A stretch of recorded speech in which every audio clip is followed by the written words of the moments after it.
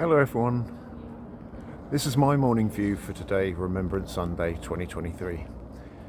Now I'm sure you're waking up this morning to the news being flashed across all of mainstream media that yesterday, Armistice Day in London, was hijacked by the far right fascist thugs. Nothing could be further from the truth, and let me tell you why. As you know, I was in London yesterday. I got to Embankment for 10 o'clock in the morning. When I got there, there was a small gathering, maybe of a few hundred people, of all ages, of like men, women, old, young, and they were all, very solemn, a small murmur of conversation around the crowd. And there were a few, a handful of guys, maybe, less than 100, maybe 50 at best, maybe, that were obviously football fans. But the vast majority of us were, and as my video shows, were not far right in any sense of the word. So let me just tell you what happened in a nutshell. You can check the live video that I did yesterday. It's in my library. But the majority of people, we walked up towards, and now if you don't know London very well, I'll just explain it to you. So we walked to Trafalgar Square. Now at Trafalgar Square is the very top of Whitehall. In the middle of Whitehall, just a stone's throw from Downing Street, is the Cenotaph. We managed to get halfway down Whitehall, or maybe about a third of the way down Whitehall, and we were met with a ring of steel by the police. There was a big metal barrier and police with batons and fluorescent high-vis and the rest of it wouldn't let us pass.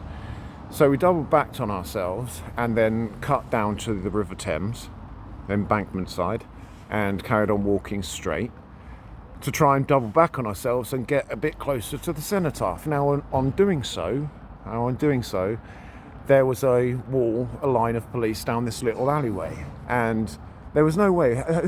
How dare they kind of stop us from paying our respects and our dues and wanting to remember fallen ones, loved ones, comrades, brothers, aunts, uncles.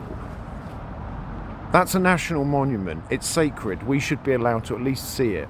So a few of the more militant, shall we say, lot of our crowd pushed forward.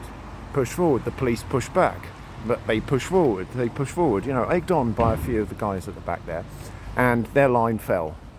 And we managed to get through. It was quite a testy situation at the time, as my live video shows. But we managed to get as close to the Cenotaph as possible. Now, here's the thing that the mainstream media will not tell you, is that at 10:58, the noise, the chants of England, or whatever, died down, stopped. It was like hitting the mute button.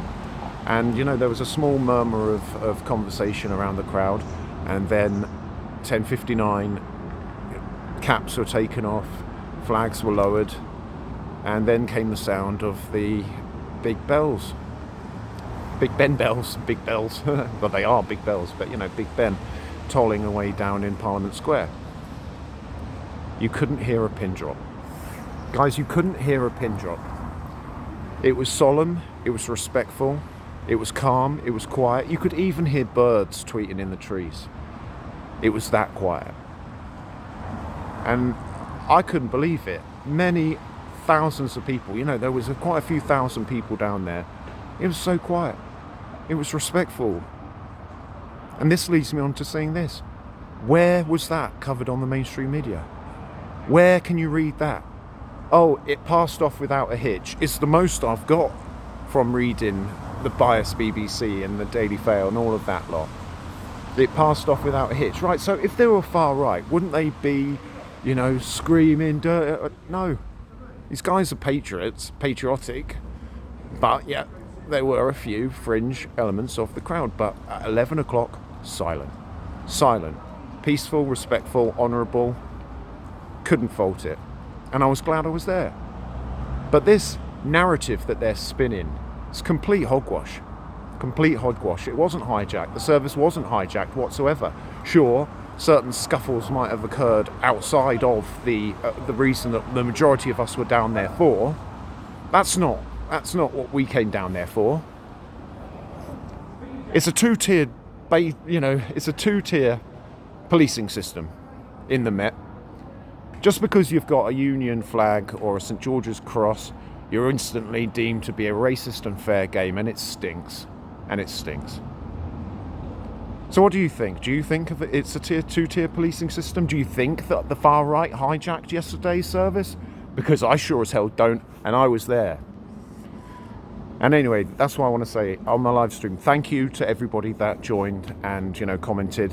I felt that you were there with us in spirit, and it really kind of pushed. I think we had over 120 or something at one point. That's amazing.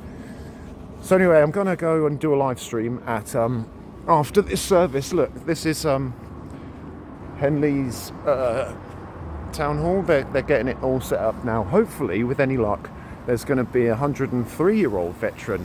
3 now, hopefully, because he was here last year. His name's Richard Charlton, and he's just amazing. He's adorable. He really is. So hopefully I'll be able to have a little chat with him, at least get a selfie with him. I mean, yesterday I did get one with Tommy Robinson. I know he's Marmite to many of you, but still, he was there. Why not? Anyway, once again, thanks for watching. This is my second morning view. So you said you liked the first one, so I thought I'd do another. Anyway, on that note, thanks for watching, and let me know what you think about what happened yesterday in the comments. Okay, on that note, bye for now. Bye bye.